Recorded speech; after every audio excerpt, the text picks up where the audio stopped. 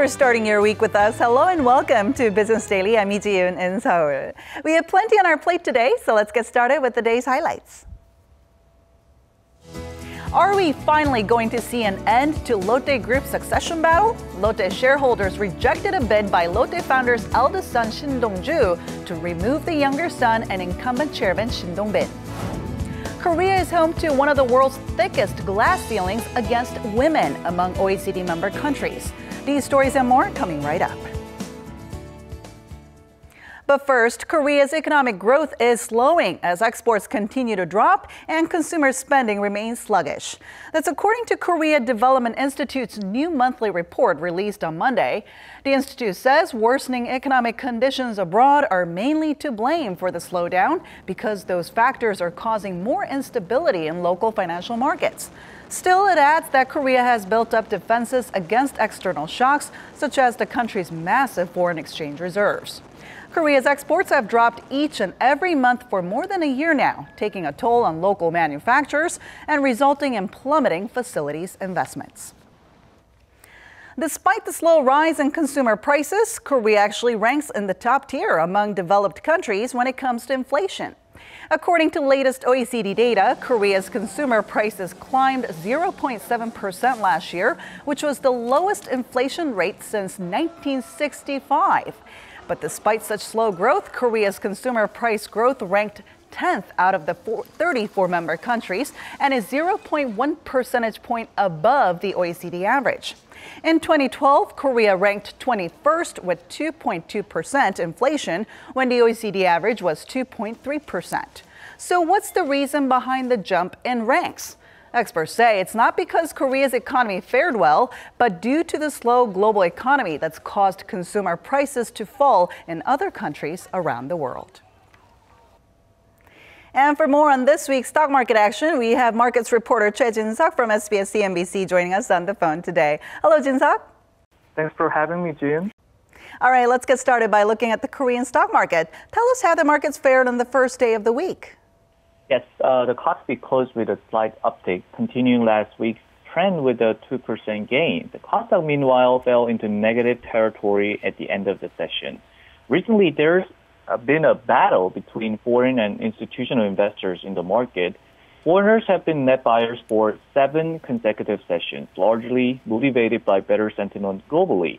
But institutions once again sold about 200 billion Korean won or $160 million worth of stocks today. Moreover, the Kospi has tested its key resistance level at 1960, but has been failing for multiple sessions these days. Experts predict there will be more clarity in where the markets are headed once global central bank meetings start to play out. Now, over the weekend, we saw China's National People's Congress kick off. So what are some of the headline grabbers out of the event so far? So to look at some of the highlights, we'll start with Premier Li Keqiang's speech at the start of the meeting and some of the numbers.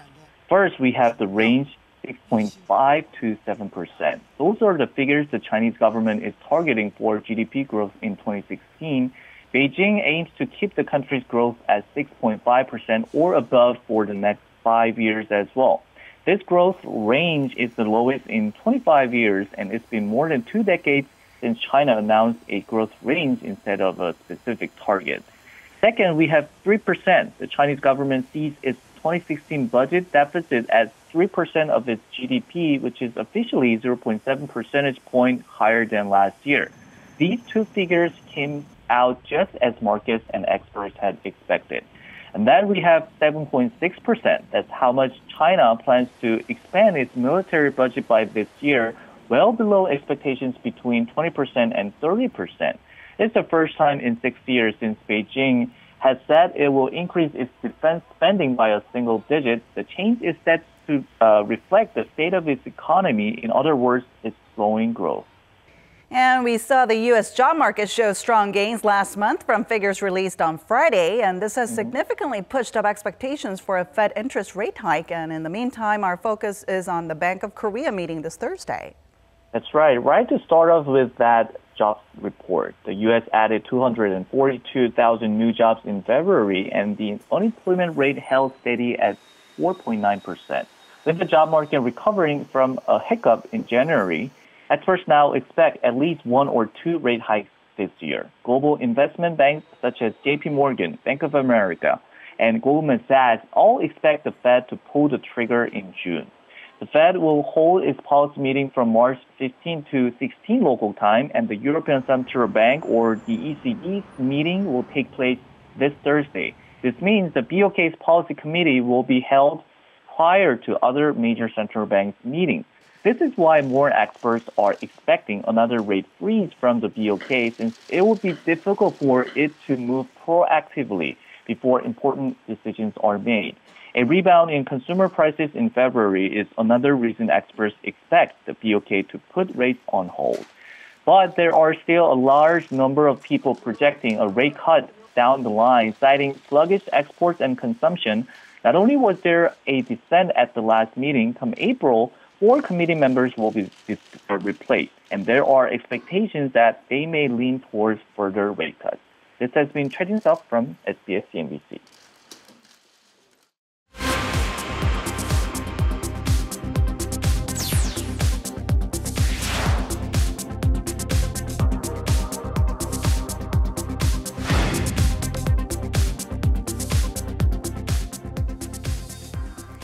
No more working together with North Korea? Another interesting detail out of China's NPC meeting is what looks like Beijing ruling out economic cooperation with the reclusive regime in its 5-year plan.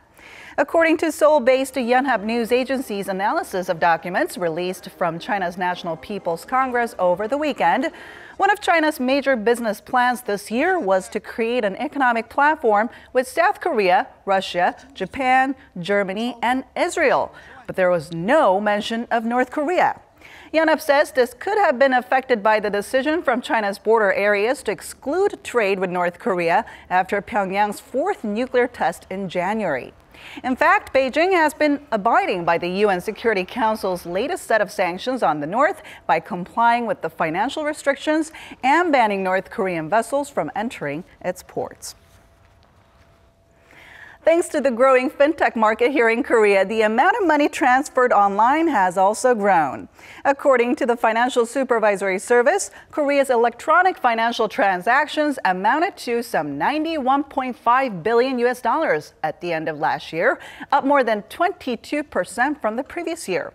These transactions were made through various services provided by the electronic financial business operator, including electronic payment settlement services and third-party escrow payments.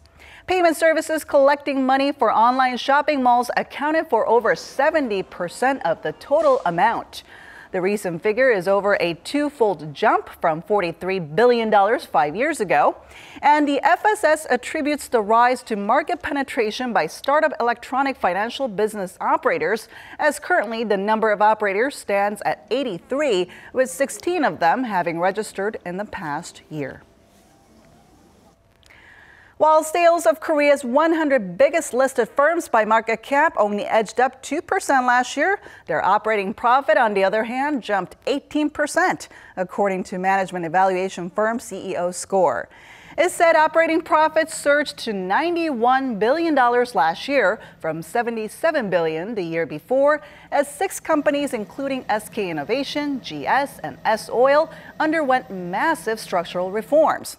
And Hyundai Heavy Industries largely reduced its deficits. CEO Score said firms have been actively engaging in cost-cutting and focusing on profit-oriented business activities while staying away from growing the company's size. A total of 64 companies recorded gains in their operating profits, with Samsung Electromechanics showing the largest on-year growth of over 17,000%, followed by Hanmi Science and Hanmi Pharmaceuticals. It was a big win for Lotte Group chairman Shin Dong-bin over the weekend, as shareholders said no to his older brother Shin Dong-ju's request to remove the incumbent chairman from the company's board of directors. But as our Kim Min-ji tells us, the succession battle seems to be far from over. Shin Dong-bin called it the end of the family feud after winning big at an extraordinary general session of Lotte Holdings, which controls Lotte Group, on Sunday. During the meeting in Tokyo, shareholders rejected a request made by Shin Dong-ju, the older of the Lotte founder Shin Gyok-ho's two sons, to dismiss his younger brother from the company's board of directors. The elder brother was stripped of his executive titles at three of Lotte's Japanese affiliates early last year and has been struggling to claw his way back up the ladder. Lotte Group maintains that Dong-ju should accept the outcome and vowed to take punitive measures against him for igniting the feud. It is a shame that some people could cause such a situation to occur. We will take legal action so that the company is no longer affected. But the elder brother is far from conceding, saying that the decision was based on unreasonable pressure imposed on shareholders by the management. I will submit the case again in the regular shareholders gathering slated for June. In the spotlight is also the health of the conglomerate's patriarch Shin Gyok-ho, as this may decide the future of Kwang Yun-sa, the largest shareholder of Lotte Holdings. His younger son Dong-bin had claimed that his father was unable to make reasonable judgments due to mental health problems and filed a suit to revoke a decision that stripped him from his executive position from Kwang Yun-sa. The founder will go through physical checkups and the court will decide whether he needs a legal guardian. If the court rules in Dong-bin's favor, it could deal a major blow to Dong-ju. Lotte officials say once a decision is made regarding the founder, will the succession battle come to an end? The elder son is currently the representative director of Kwang Yun-sa and holds over 50% in stake.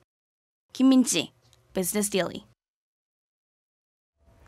Tomorrow is International Women's Day, and ahead of it, the London-based magazine The Economist has issued its Glass Ceiling Index, a country-by-country report card that gauges where women stand in the workplace. And our Eunice Kim takes a look at the index and how Korea compares. Since 2013, The Economist has ranked countries, as the Business Weekly puts it, to show where women have the best chances of equal treatment at work. It's called the Glass Ceiling Index, and this year it ranked 29 countries of the OECD, based on 10 indicators, including access to higher education, senior management positions, and simply jobs. Of the 29, Korea's score put it dead last. Though it ranked highly with Japan for offering the longest paternity leave, on other categories it did poorly. It came in rock bottom for the difference in pay women receive compared to their male counterparts, at 36.7%, more than doubling the OECD average of 15.5%. Women were sparse on the boards of Korean companies as well, making up just 2.1% compared to the average of 18.5%. Korean women also ranked among the bottom half in post-high school education, workforce participation, and parliamentary representation. On the opposite end of the spectrum, Iceland topped the list with 82.6 points compared to Korea's overall 25.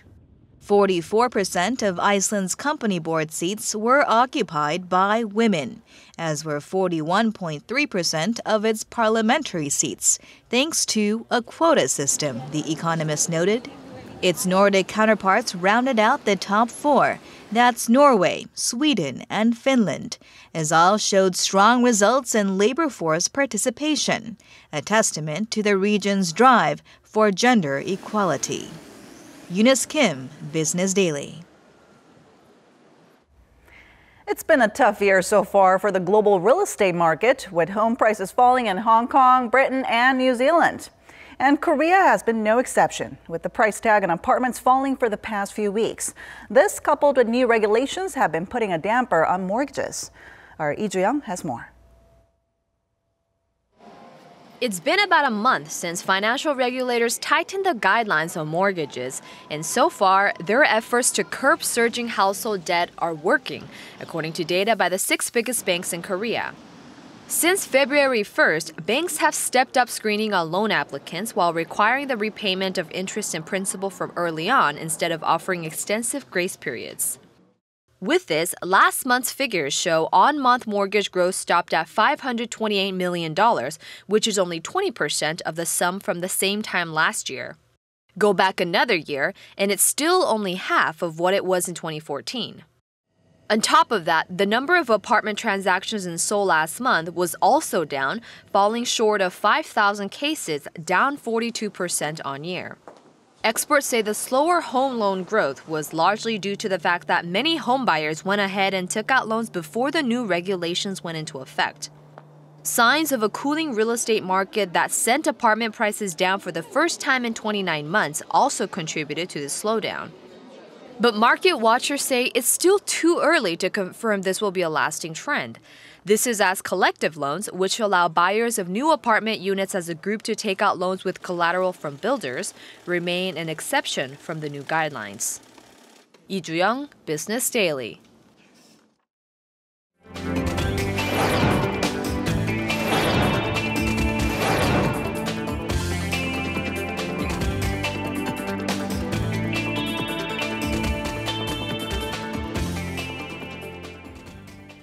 And that does it for today. But we'll be back tomorrow with more business news that matters to you, so don't forget to tune in then. Thanks for watching, and goodbye for now.